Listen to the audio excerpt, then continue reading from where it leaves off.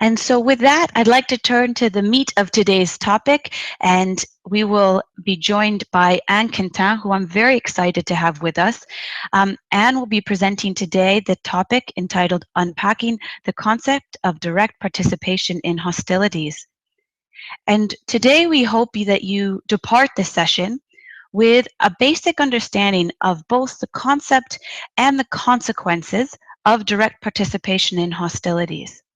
We also hope that you're able to gain knowledge of both the relevant treaty and customary law that's relevant to the question of targeting. Also, we of course hope that you gain an understanding of the concept of direct participation in the context of the trickier situations of targeted killing and drone warfare. We hear reference to direct participation in both of these contexts, and so we'll unpack these a bit during today's session. And lastly, we hope that you'll be able to gain an awareness of the debates and the different perspectives regarding what amounts to direct participation in hostilities.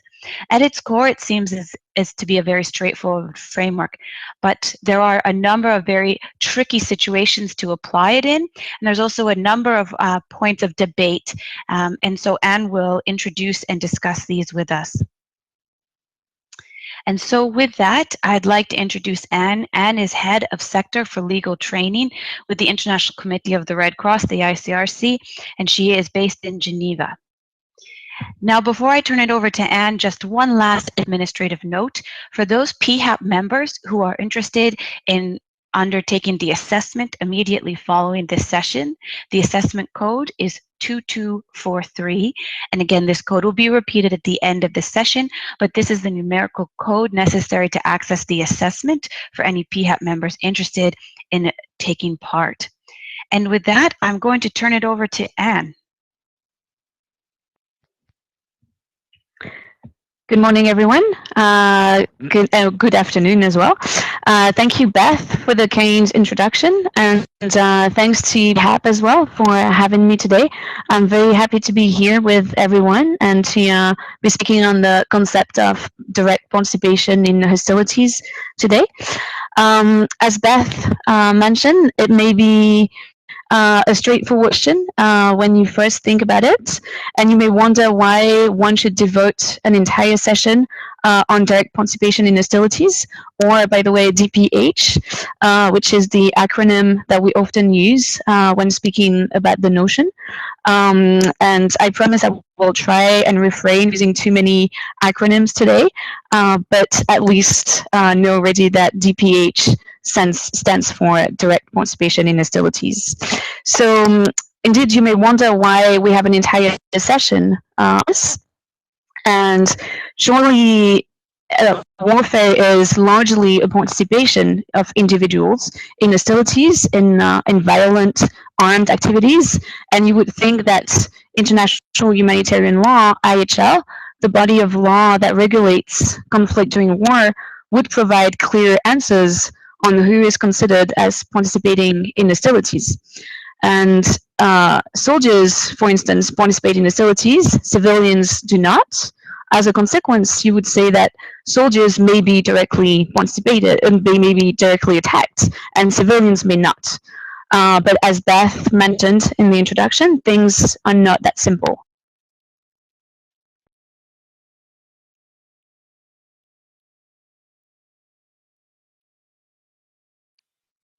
Thank you, Marcus.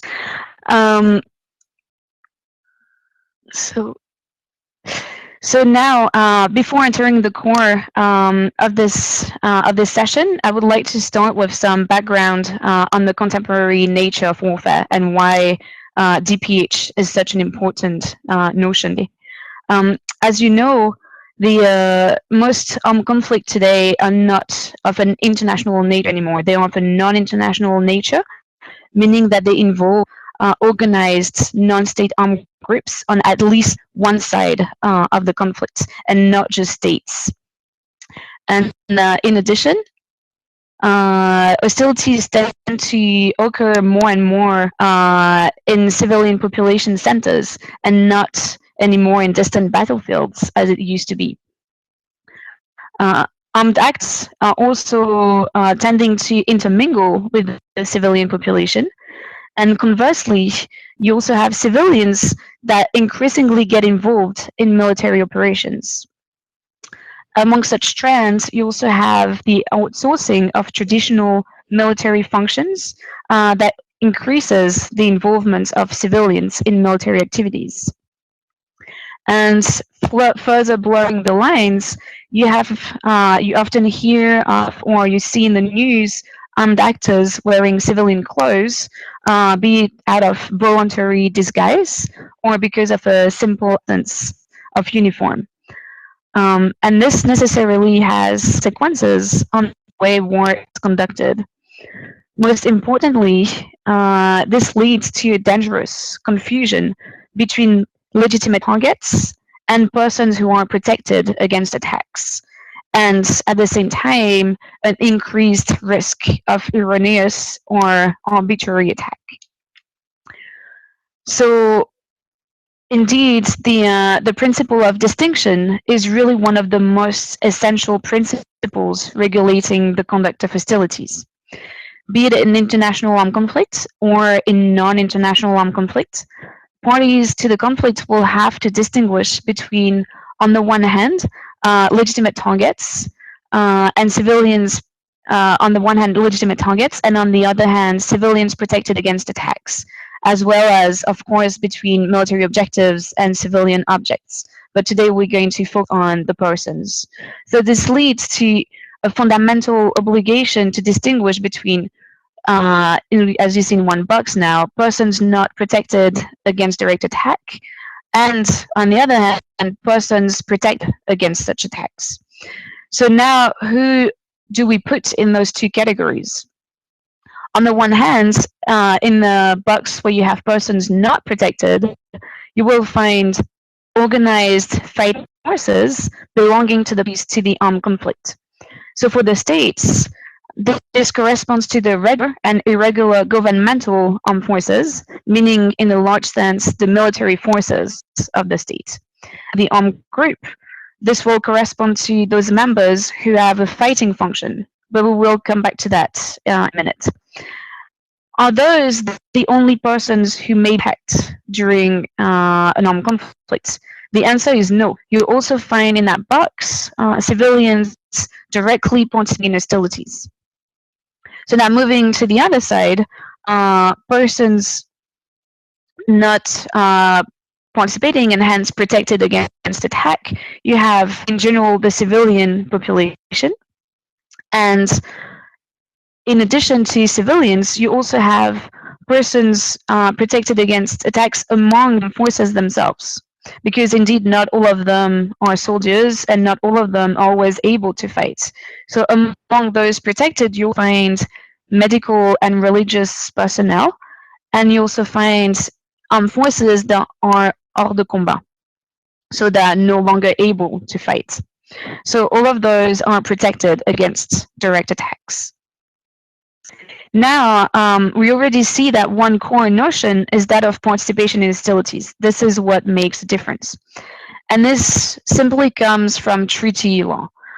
You have one basic rule that you find in several provisions that basically says that civilians are protected against direct attack unless and for such time as they directly participate in hostilities. You find this in Article 51.3 of Protocol 1 to the Geneva Conventions, and in Article 13, Paragraph 3 of Additional Protocol 2 to the Geneva Conventions. Those both articles they literally say that civilians shall enjoy the protection afforded by this section or this part, unless and for such time as it take a direct part in hostilities. And in each of those provisions, that section or part deals with the conduct of hostilities. So really that what they mean is they are concerned with targeting issues. You also find such a rule in Common Article 3, so Article 3 common to the 4 Geneva Conventions, which says that persons taking no active part in the hostilities are protected in various ways, meaning that they are protected against inhumane treatment, against discrimination, so on. And for the ICRC, when we studied the rules of IHL that have today attained a customary nature, we also found that there was a customary rule saying pretty much the same. Rule number 6 of the ICRC's customary law study on IHL says civilians are protected against attack unless and for such time as take direct part in hostilities. And this is applicable both in international and in non-international armed conflict. So you see that we have a clear rule that says that persons who no longer participate in hostilities are protected against direct attacks, which necessarily means that by opposition, those who directly participate are not protected against such attacks. So this is very well, but what does that mean to directly participate in hostilities as opposed to indirectly participate, for instance? Or how long does the for such time as restriction last? So the problem is that we find no definition, no official definition in treaty law, no definition either in state practice or in case law that would give us any clarification. And because of the absence of clear explanation, we have trouble distinguishing between peaceful civilians and civilians directly participating in hostilities during armed conflict. And as a consequence, we necessarily have troubles determining whether one should apply law enforcement rules or rules regulating the conduct of hostilities to hostile civilians.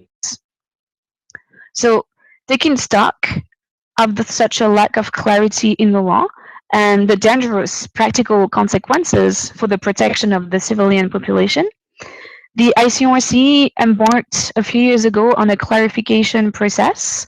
It took the form of an informal research process aiming at clarifying the notion of participation in hostilities.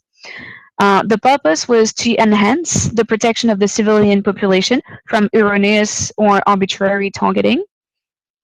And this was done through 5 expert meetings conducted between 2003 and 2008 in The Hague and in Geneva.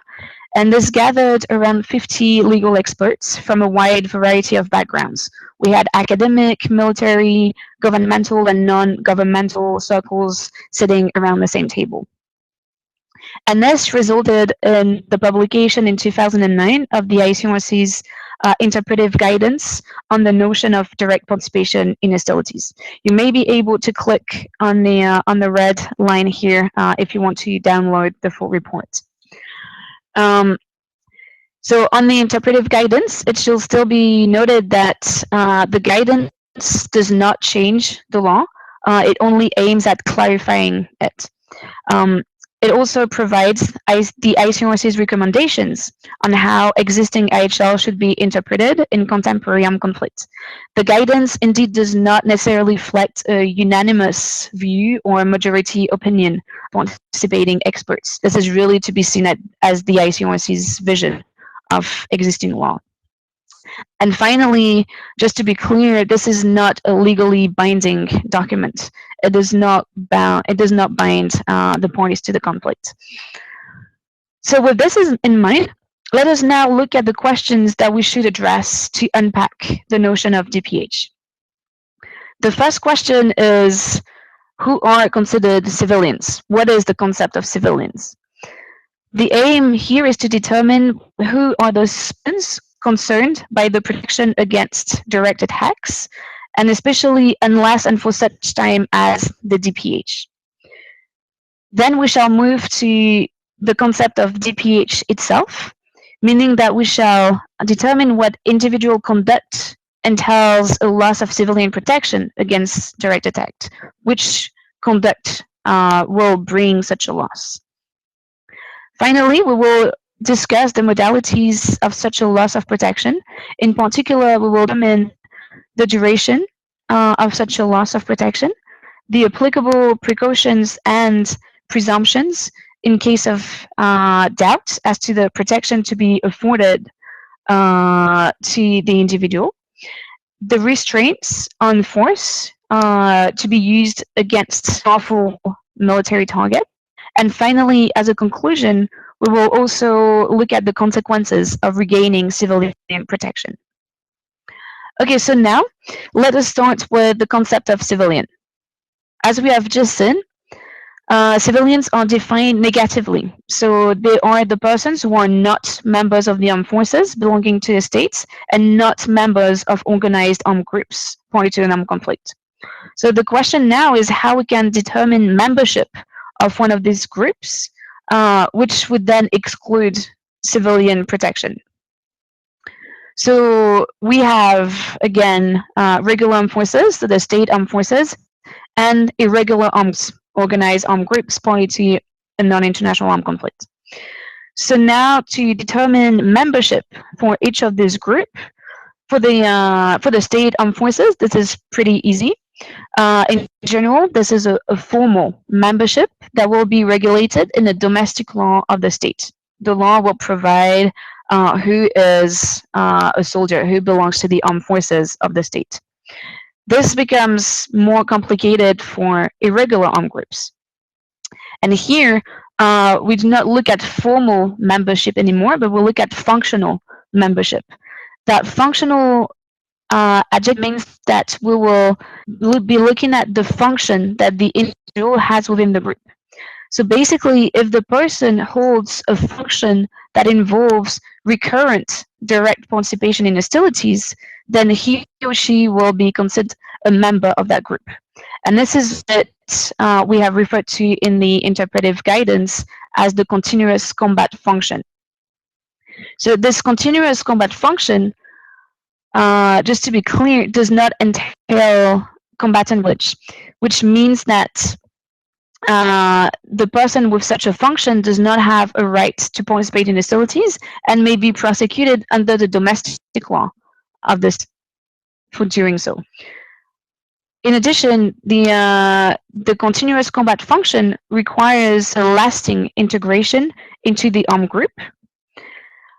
And all that because the purpose is to distinguish those who have a continuous combat function or continuous fighting function from, first of all, civilians who DPH on a spontaneous, sporadic, or unorganized basis, and also to distinguish them from civilians who assume exclusively political, administrative, or other non-combat function. As a consequence, this means that recruiters, trainers, propagandists, for instance, even if they belong to one armed group, not considered as having a continuous combat function, even though they can be considered as contributing to the general war efforts of that group. They would only have such a function if, in addition to their initial role, they also carry out activities amounting to direct participation in hostilities. And this is the same for individuals whose function is limited to, for instance, purchasing, smuggling, manufacturing, maintaining of weapons and other equipment outside any specific military operations, or also for the collection of intelligence other than of a tactical nature. Those persons, for the purposes of the principle of distinction, are not considered members of that group. So they're not legitimate targets. So turning now to the concept of DPH itself, let's look at the basic components. First of all, what is direct participation in hostilities? So what do we mean when we talk about participation? So here we want to refer to the specific act carried out by a member of a group or by an individual as part of the conduct of hostilities between the parties to the armed conflict. So here it's important to keep in mind that for DPH itself, we'll look at one specific act and not, this is as opposed to the function that we were just talking about to have a continuous combat function. Here we're looking at specific instances of DPH. And so in that sense, hostilities mean the collective resort to means and methods of warfare between the parties to the conflict. And then the participation in hostilities Here we go back to the individual involvement, the collective hostilities. So DPH is really something that is to be attributed to one individual in relation to a specific conduct within an armed conflict. In addition, this is important to keep in mind that the concept of DPH is distinct from status-based loss of protection. For civilians who DPH do not lose their status as civilians. They only lose their protection against direct attack. They remain civilians who are just no longer protected during that time. And it's also distinct from a function-based loss of protection. We're just talking about the continuous combat function, which is a more longer-term, lasting loss of protection. This is something to keep in mind as we talk about DPH as specific acts. Now, if we deconstruct the act that will amount to DPH, we need to have three cumulative elements. And those three cumulative elements are, first, a threshold of harm, second, a direct causation, and third, belligerent nexus. So let's look at them one by one. First, the threshold of harm. So to have the required threshold of harm, the act must be likely to do one of two things. It must be likely to do either to adversely affect the military operations or the military capacity of a party to the conflict, or it must be likely to inflict death, injury, destruction on persons or objects that are protected against direct attack. So to be noted here, we speak of the objective likelihood that these consequences will occur and not the actual materialization. So once we have the threshold of harm, this is not yet sufficient. The act also needs to satisfy the next requirement, which is direct causation. And here we mean that the act must be, there must be a direct causal link between the act in question and the harm which is likely to result from the act or from a concrete and coordinated military operation of which that act constitutes an integral part. Okay, so here the purpose is to distinguish between direct causation and indirect causation. And you may think that it's not entirely clear to explain direct causation by saying you need a direct causal link. This sounds slightly tautological. So here what you can do is imagine a chain of successive conducts leading to specific results, where each individual conduct is by one knot on this chain. And so the only conduct that will satisfy the direct causation requirement is the conduct that is situated only one knot away from the resulting harm. So you really need to have only one knot away, one direct causal link. So now that we have the threshold of harm and the direct causation, the last requirement is the belligerent nexus. And here what is required is that the actual act must be designed to directly cause the required threshold of harm in support of a party to the conflict and to the detriment of the party. So when we say designed, this does not mean subjective intent. It does not relate to the state of mind of the person committing the act. Rather, it would refer to the objective purpose of the act itself. So basically, this is not to be influenced by the mental ability or the mentalness of the person to assume responsibility for the conduct. And for instance, children below the recruitment age who directly participate in hostilities may lose their protection against attacks, even if they do not really know what is going on. So with this in mind, let us now look at one specific example. This is now your turn to apply the criteria of this situation. So let's look at the question. A civilian truck driver transports ammunition from a factory to a port for further shipping to a storehouse in a conflict zone, where the ammunition will likely be used.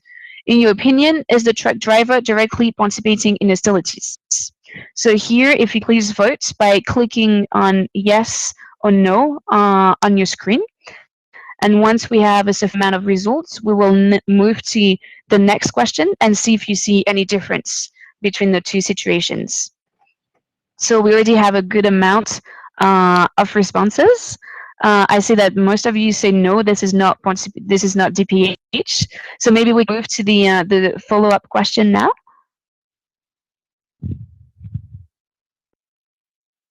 So the same truck driver is now delivering ammunition to an active firing position at the front line. So same question, in your opinion, is the truck driver directly participating in hostilities? Here the purpose is to see whether you see a difference between those two situations. So the first one, when we had the truck driver who was just delivering ammunition to stock a storehouse away from the battlefield without knowing when the ammunitions would be used. And now we actually have someone who is bringing ammunition directly to the front line. So I can already see that the answers vary tremendously from one to the other. So in the first scenario, most of you think that this is not direct participation in hostilities, while in the second scenario, most of you think that this is direct participation in hostilities. Well, this is excellent. This is exactly what the ICRC would have said as well. In our second case, the delivery by a civilian truck driver of ammunition to an active firing position is almost certainly regarded as an integral part of the ongoing combat operation, and therefore this has to be direct participation in hostilities. Because here, and you've probably thought of the three cumulative elements that we have, and if you look at three of them, threshold of harm, direct causation, and belligerent nexus, the one that you thought probably was not there was a direct causation for the first one, while we have it now for the second one. So, and indeed, in the first case, where the ammunition is only going to be shipped and then stored for potential future use, this is not DPH, because the conduct is too far away in the chain of events from the actual use of the ammunition in a specific military operation. It is too far to actually cause the resulting harm. So as a consequence, the truck driver in our first case is not a legitimate target, while in the second case, he would have lost his protection. And you may think already that this is slightly unrealistic, that trucks carrying ammunitions clearly have to be stopped, or at least that this is obviously what the enemy think. So remember here that we are only saying that the truck driver himself is the legitimate target, but the ammunition truck remains a legitimate military objective, because this is a truck carrying ammunition to be used by the enemy. So truck itself may be it. So the only thing to be kept in mind in the first case is that the presence of the truck driver, who is not a legitimate target then, would have to be taken into account in the proportionality assessment. So this is also how it changes the applicability of the application of the rules on conduct of hostilities. Okay, so now everyone seems to be pretty clear on what is an act of DPH. So let us now look at the temporal scope of DPH. When does an act of direct participation in hostilities begin, and when does it end? So we would say that a specific act amounting to DPH also includes first the preparation of that act, the deployment to the location of its execution, and the return from the location of its execution. So you also have not only the act itself, but preparation, deployment, and return. Coming back to preparation, we should note that such preparation does not include the general preparation aimed at building up or maintaining capacity to carry out unspecific acts of DPH. In other words, a general campaign of unspecified operations does not qualify as DPH. This is not a preparation in itself, in that sense. So this is the same difference here as between direct participation and indirect participation. Here, general preparation is not specific to the acts sufficiently. But now still on the temporal scope, the question about the person itself is for how long the person will lose his or her protection against direct acts. And here we should again distinguish between civilians who commit single acts of DPH and members of organized armed groups with a continuous combat function. So on the one hand, civilians will lose their protection against direct attack for the duration of each specific act amounting to DPH. So for civilians who commit acts of DPH, of course, the temporal scope of the loss of protection has to be limited to the duration of that act. Remember the rule that we had at the beginning, it's unless and for such time as the DPH. But now the question was, is it really realistic to apply that to members of organized groups who continuously participate in hostilities? When they come back home in the evening and knowing that they will do exactly the same thing and participate again in hostilities the next day, here the loss of protection is different. For members of organized armed forces or groups who have a continuous combat function, they lose their civilian protection for the entire duration of their membership.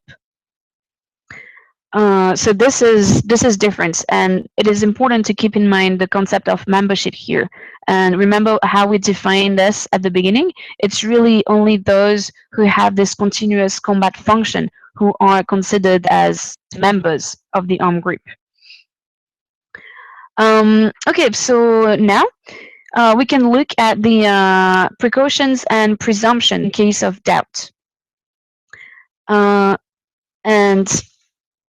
so we have to, in case that we have any doubt as to the protection to be afforded to one individual, all feasible precautions, which means all the precautions that are practically possible in the circumstances ruling at the time, must be taken to verify that persons are legitimate targets, which means you have to determine whether first the person is if the person is a civilian, if that civilian is directly participating in hostilities. Because of course, if the person is not, then the person will be protected against attacks.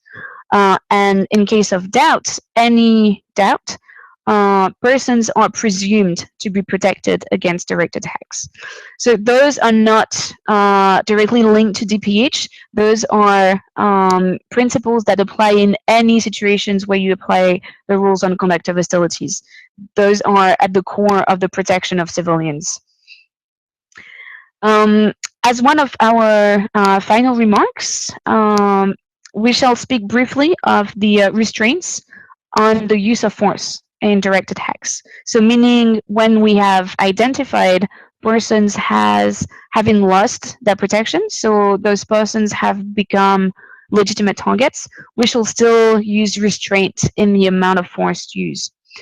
What that means that basically what I want to say is even the means and methods, so the weapons, the tactics used, as well as the kind and degree of force to be used against persons who are no longer or not entitled to protection against direct attacks is not unlimited. And indeed, that use of force must not exceed what is actually necessary to accomplish a legitimate military purpose in the concrete circumstances ruling at the time, which means that we shall not use or create more death, injury, or destruction than what is actually necessary, even against legitimate targets. And secondly, the amount of force obviously shall not be otherwise prohibited by IHL or by other branches of international law. This is a direct conclusion from the various sources of IHL. In particular, the principles of military necessity, the principle of humanity, which you find expressed in a number of sources, including states' military manuals. You also find this in the Martens Clause. This also results from the prohibition on unnecessary suffering, etc.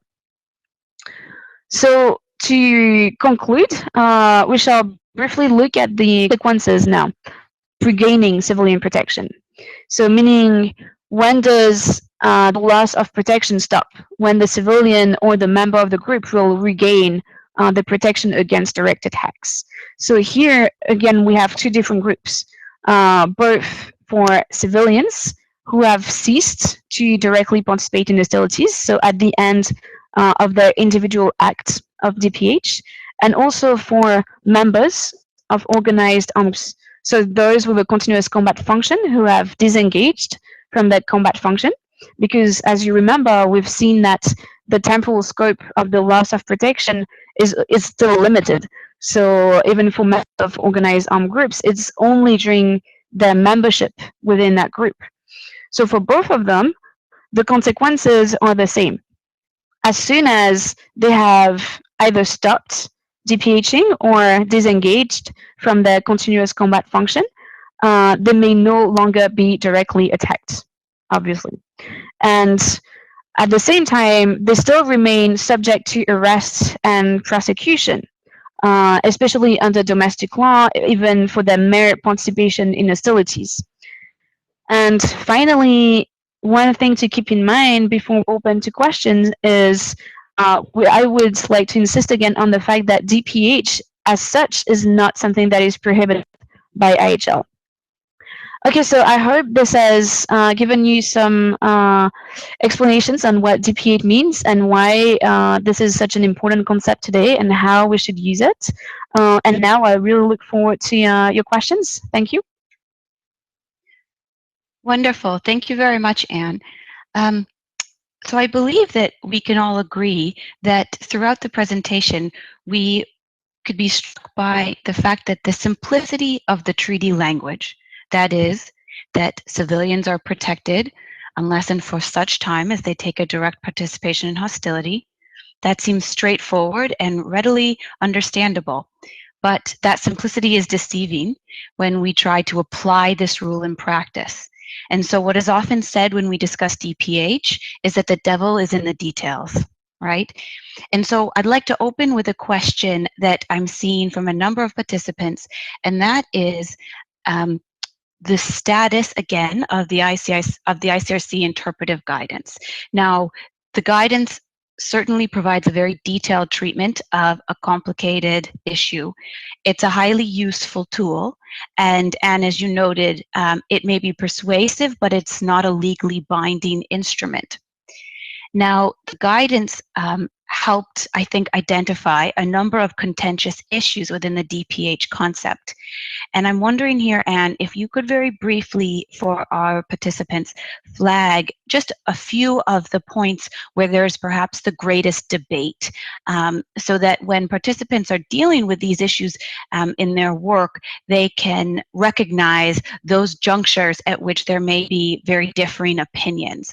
So would you mind, and I understand that this is a pretty tall task, but if you could just sort of maybe help identify those for us, that would be great. Thank you very much, Beth. Sure, I will gladly point to the greatest points of debates, not to say discussions and intense discussions that may have followed the meetings and the publication of the guidance. I think I can limit myself to maybe two examples. The first one I will call the revolving door, which was the idea that the concept of DPH allows certain persons to be what we called farmers by day and fighters by night. So to be protected during the day when they were carrying specific civilian activities, and then to only lose protection by night when they weren't at any other time, but when they were carrying acts that amounted to DPH. So that was often referred to as the revolving door, and some said that at some point the door needs to be closed.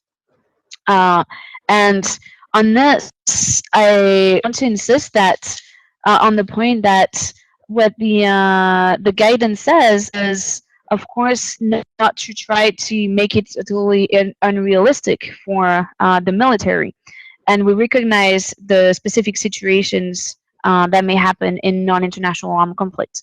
And on this, I think that it is important to keep in mind that when we speak about continuous combat function, we really refer to those persons with that are affiliated to a non-state armed group. So the idea of civilians who would participate in hostilities outside of an armed group, and even if they do that on a recurring basis, they cannot have a continuous combat function because they're not members of a group. So this is something that has created some debates as well. But to us, this is extremely important to keep a high level of protection for civilians, because these people really remain civilians in the end. So again, the DPH will mean that they lose that protection against attack for the time as a DPH, and that loss of protection can be longer only for those who have an active or continuous combat or fighting function within organized armed groups. Then the second thing that I would point to is what is often referred to as Section 9 or Chapter 9 of the guidance, which we presented briefly on the restraints on the use of force. And here, this has led to some debate on whether that means that there is such a thing as an obligation to capture before killing members. And briefly on this, I will just say that if persons, when we say that persons are not protected against attacks, of course that doesn't mean that it exists an authorization or legal entitlement to kill all of those people without further consideration. But at the same time, the absence of a right to kill does not imply necessarily a legal obligation to capture rather than kill. Let's be clear on this. This is not the ICRC's position. Maybe I can stop here and we can come back to that question if there are more questions from the participants on them. Great, thank you very much. We've got a very interesting hypothetical scenario from Stefan. And Stefan asks, would communicating intelligence on force movement qualify as an act of DPH, such that a civilian passing along such information would lose his or her protection from attack? Thank you for that question. I guess it really depends on what is that information being used for. If it's just if that information is being stored at any consequences, then this is not DPH. It's the same as our truck driver driving and storing ammunition for later use. But if we have a civilian passing in intelligence on operational movement enemy, and that information is being used immediately for targeting purposes, then that would amount to direct participation in hostilities, yes. Great. Now we have a very interesting question from Marion coming in, where she picks up on the discussion of the state of mind of the individual that you raised previously. And Marion asks, if someone is coerced into participating in hostilities, would that person still lose their protection afforded to them as a civilian? Okay, thank you very much. So I guess it refers to what I was saying about recruitment of children and children who may be coerced into being recruited for armed groups, or and actually actively used in hostilities. So here, as we said before, the state of mind of the child in that case, the fact that he or she does not understand what he or she is doing does not really change anything in that case. Unfortunately, I think as humanitarians, we would definitely prefer to say that children can never be legitimate targets of attacks. But if someone is actually causing the threshold of harm with the direct causation and the belligerent nexus, this person becomes a legitimate target. Um, and I can also take this mixing questions on similar questions on recruitment of children to point to a more, in my opinion, to a slightly more problematic question, which is the debate around the existence of a distinction between the notions of active participation in hostilities and direct participation in hostilities, because some of you may know that the International Criminal Court, the ICC, in the Lubanga case, claimed that active participation was larger than direct participation. And that, what was the purpose of extending the concept and saying active is larger than direct? Here, the idea is that the prohibition on recruitment and of using children in hostilities should be as large as possible. So by extending what can be encompassed in participation in hostilities, obviously broaden the prohibition, hence broaden the protection of children. But we have to be careful on how we raise this, that there should be clearly a prohibition of participation of children, be it indirect and direct. And what we should extend is the prohibition of children to participate even in indirectly participate. So because if you start saying that cooking for an armed group, for instance, which is something that children are sometimes used for, if you say that this amounts to direct participation in hostilities, even though you do this with a view to extending the protection of children, you would also say that this child becomes a legitimate target. So as I saw that there were a few questions on protection of children, I just wanted to flag this as an important point. Thank you, Anne. Thank you for anticipating the more questions that are in the queue. I have a number of questions coming from people like Lorena and Sama, and they are asking about the application of DPH to drone warfare and targeted killing scenarios. So if I might take the liberty, I will combine a number of questions. Could you speak to two issues? Could you speak to one, is there any difference in the way a DPH analysis is undertaken when you're considering it in a targeted killings and or the use of drones? So is there a way that DPH is specifically relevant in that scenario to the targeting decision? And then also on the flip side, could you apply a DPH analysis to the operators of drones? So those who are hitting the proverbial red button for a drone strike, could you also run through whether or not those operators would be considered to be DPHing, if I could make it a verb? Sure, thank you. So first, on the first part of the question on whether DPH is even more relevant for targeted killings, I think here we have to look at what we mean by targeted killings. And first of all, obviously the first question is the principle of distinction, and this is where DPH will fall in. But this is not the only thing that we are concerned with when we talk about targeted killings, because when you look again at the rules on conduct of hostilities, you start with the principle of distinction, and then even if you have identified the person as being a legitimate target, you still have to make sure that the attack against that person would be proportionate. And then you still have to take all the feasible precautionary measures to avoid or limit civilians and civilian destruction. So to come back to that means that if we start with the principle of distinction, of course DPH is directly relevant because this is one of the ways that you will determine whether the person that you want to target is actually a legitimate target. So, and in here, problem is often about the amount of intelligence that the enemy or the attacking party has in hand.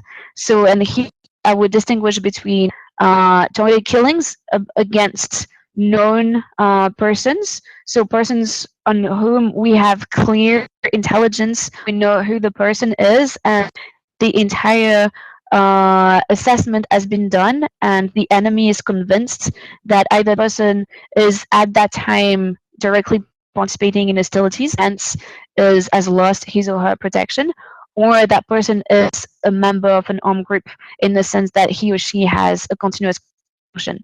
This is one thing, which, if the intelligence is correct, does not raise that many questions, but and may only raise questions of proportionality, which is the case very often on who are around, because you need to include those people and objects around in the proportionality assessment.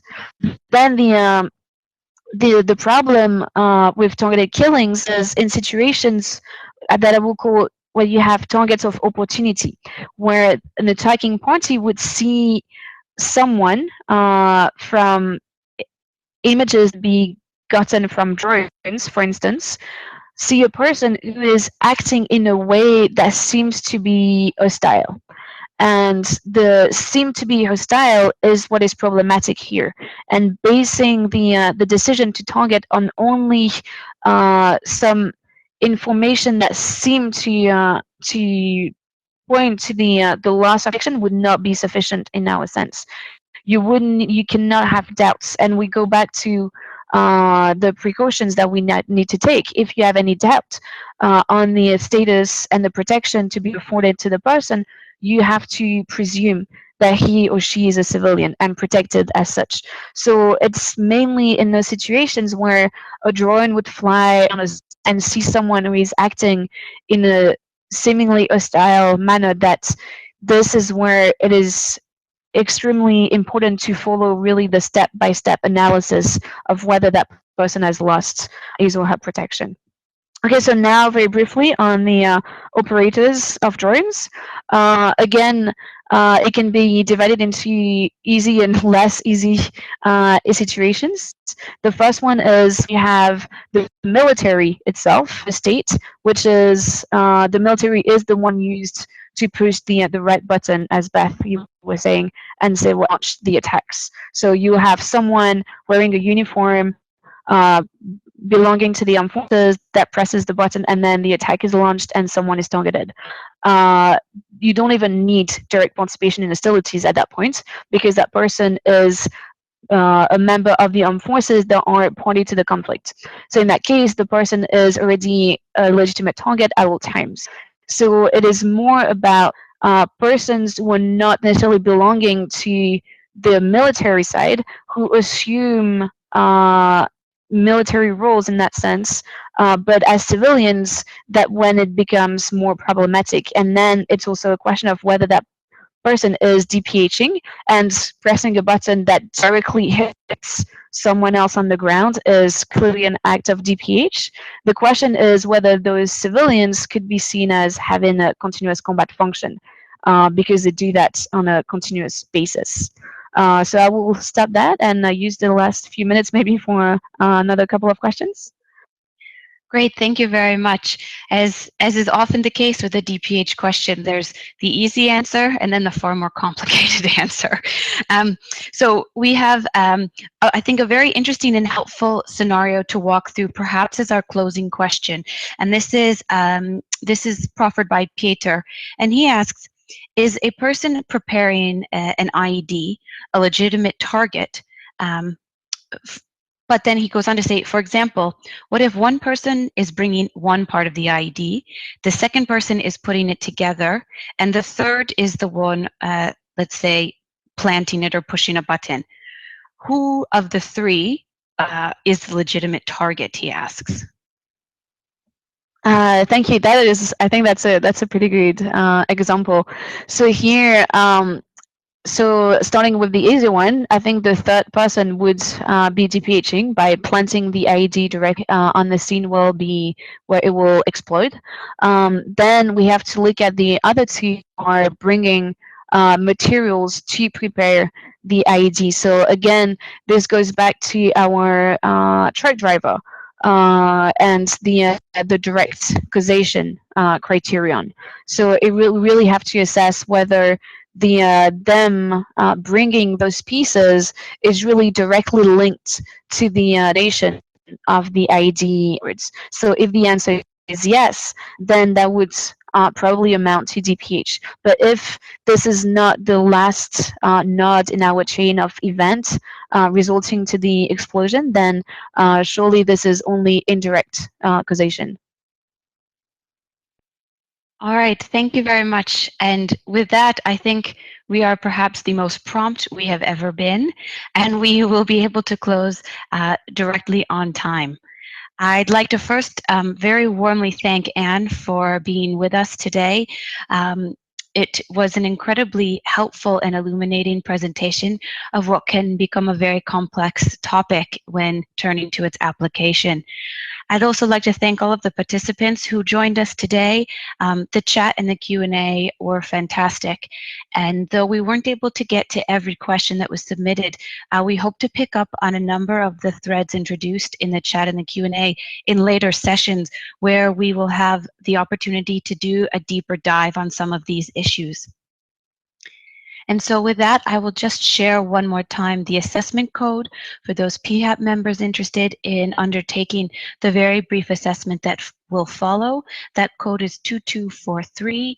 All you need is to enter this numerical code into the assessment box that will appear on your screen as soon as we close. I'd also like to again remind those of you who are interested that the recording not only of today's sessions but of previous sessions, as well as related readings, links to blog posts, etc., and assessments are all available at phap.org. And as always, I'd like to warmly welcome or invite you to attend our next sessions. We have one coming up at the end of this month entitled Legal Foundations for Humanitarian Access in Situations of Armed Conflict. Much like DPH, this can be a rather complex and technical topic, but is incredibly important for the work of humanitarians. And following that, in mid-November, on the 17th, we will have a session that at the recent strike at Kunduz that resulted in the death and injury to a number of civilians and the destruction of the MSF hospital.